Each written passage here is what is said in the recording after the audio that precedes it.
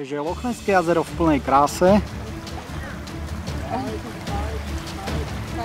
Dúfam, že tu uvidíme nejakú lochneskú príšeru. Wow, nejaký zaujímavý pán, skúsime.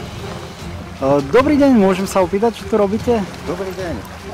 Viete čo, už čakám asi 3 hodiny, lebo mám informácie, že zhruba tam v tých miestach asi tak 450 metrov juhovýchodne od tohto brehu by sa mala už konečne objaviť.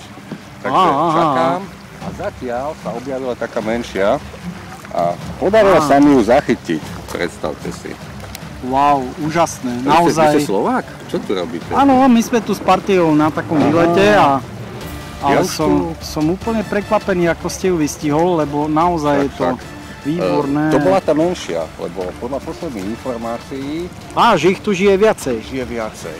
Mnohí túto teóriu to som ani nevedel. Neuznávajú, tvrdia, že to nie je pravda, ale že len jedna veľká existuje, ale podľa informácií, ktoré samozrejme nemôžu byť zverejnené, sa podarilo zistiť, že sú ďalšie 3. Jedna sa nachádza presne tu, na južnom cipe jazera, jedna na severnom a jedna má také špeciálne schopnosti, že dokáže v noci vyliesť a normálne prelezie do jazera ďalšieho.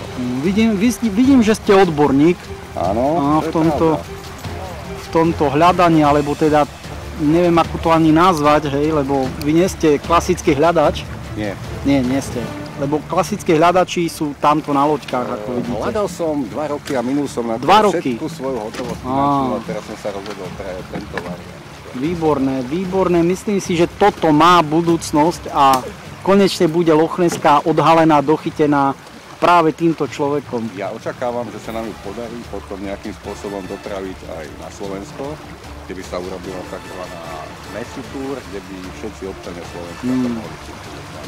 Výborné. Určite s tým oboznámime všetkých Slovákov a budeme sa veľmi tešiť. Pán Kasanický, Roman Kasanický. Roman Kasanický. Toto meno bude znieť ešte na Slovensku dosť dlho a myslím, že sa zapíše do dejín. Ďakujem vám, Vladimír. A ja vám ďakujem. Dovidenia. Dovidenia.